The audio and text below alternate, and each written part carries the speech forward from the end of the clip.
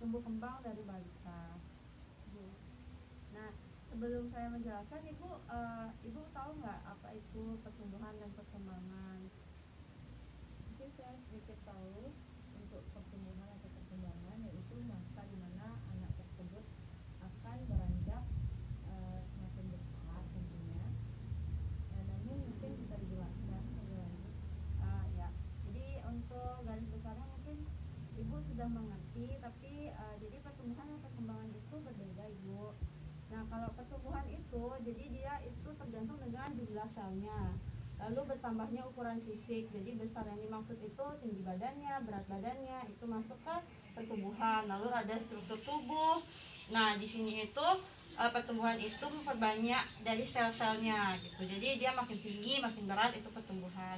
Nah, kalau perkembangan itu dari matangnya fungsi alat tubuh, jadi termasuk fungsi intelektualnya, emosinya, kepribadiannya, itu masuknya ke perkembangan. Nah, gimana sih cara stimulasi tumbuh kembang untuk anak-anak, apalagi anak-anak ini usianya berapa, Ibu? 2 tahun lebih. Jadi ini kan masih toddler, jadi ini dalam golden period dari anak, di mana tumbuh kembang anak di sini akan sangat berperan sekali untuk nanti dia saat dewasa gitu.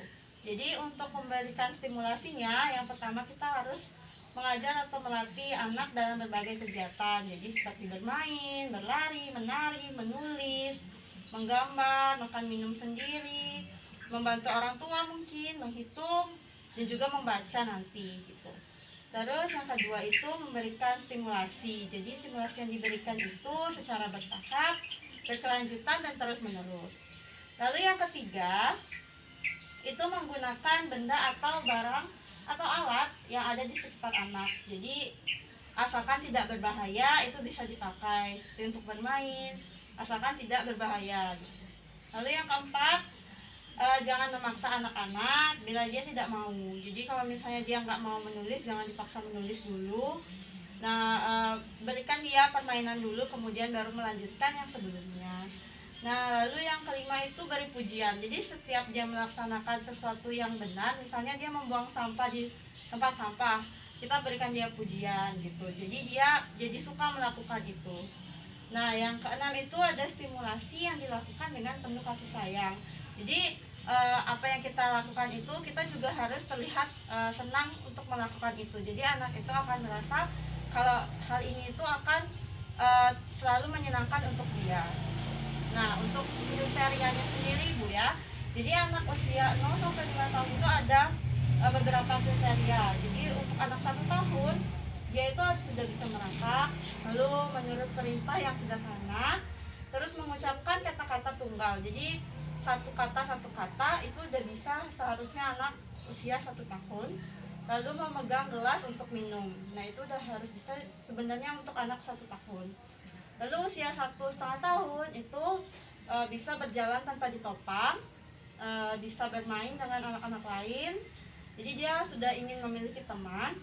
Lalu yang ketiga itu telah menggunakan sekitar 20 kata-kata. Jadi walaupun masih kata-kata yang tidak bisa dimengerti, tapi setidaknya sudah ada 20 kata-kata yang dia tahu. Lalu mencoret-coret, membalik-balik halaman, bermain-main dengan balon. Nah, di usia 2 tahun anak itu seharusnya sudah bisa berlari, lalu memanjat, menaiki tangga, membuka pintu, lalu mulai bermain dengan anak-anak lain, mulai menggunakan 2 atau 3 kata secara bersama, berpakaian sendiri, tidak mampu untuk mengikat atau memasang kancing. Jadi nggak apa-apa kalau dia belum bisa pasang kancing karena itu masih normal ya. Lalu di usia 3 tahun, nah di usia yang sudah mendekati usia anak ibu, jadi dia harus sudah bisa sebenarnya berlari bebas, melompat, mengendarai sepeda roda 3, lalu mengetahui nama dan jenis kelaminnya sendiri, dapat diberi pengertian, misalnya kamu itu laki-laki atau kamu itu perempuan, dia udah bisa mengerti. Terus bermain secara konstruktif dan imitatif, jadi dia sudah bisa membayangkan sesuatu. Jadi dia itu sudah bisa berhayal, dia memiliki teman atau apa itu sudah bisa dia lakukan. Lalu berbicara dengan kalimat-kalimat pendek. Nah, lalu menggambar lingkaran, menggambar-gambar yang sudah dapat dikenal gitu. Nah, di usia 4-5 tahun dia sudah harus mengetahui banyak huruf-huruf alfabet, mengetahui lagu anak-anak, dapat menghitung sampai 10 dan bisa bernyanyi ataupun berdendang. Begitu. Sampai sini Ibu mengerti? Nah, jadi ada beberapa cara ya untuk mengoptimalkan tumbuh kembang anak. Jadi yang pertama itu Ibu bisa memberikan makanan bergizi seimbang sesuai dengan usianya. Jadi kalau misalnya anak Ibu usia segini dia udah bisa makan makanan yang berat sebenarnya, dan kita harus ingat 4 sehat 5 sempurna. Iya. Jadi usahakan gizinya seimbang. Lalu yang kedua itu memberikan stimulus pada anak. Jadi stimulus yang awalnya saya jelaskan tadi itu bisa diberikan kepada anak. Lalu yang ketiga memberikan imunisasi tepat waktu. Ingat imunisasi apa aja yang udah dia lakukan, lalu dilakukan jika belum gitu.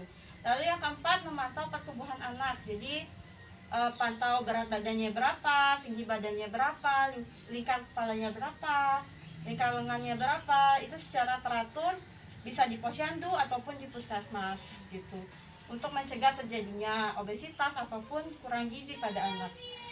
Nah, yang kelima itu memberikan penanganan dini yang tepat saat anak sakit. Jadi kalau misalnya anak itu sakit demam, bisa diberikan obat paracetamol dulu, ataupun kalau dia batuk bisa diberikan obat batuk yang ada di luaran dulu sesuai usianya. Misalnya sakitnya belum sembuh atau malah bertambah, Ibu bisa segera untuk menghubungi petugas medis. Jadi jangan ditunda gitu.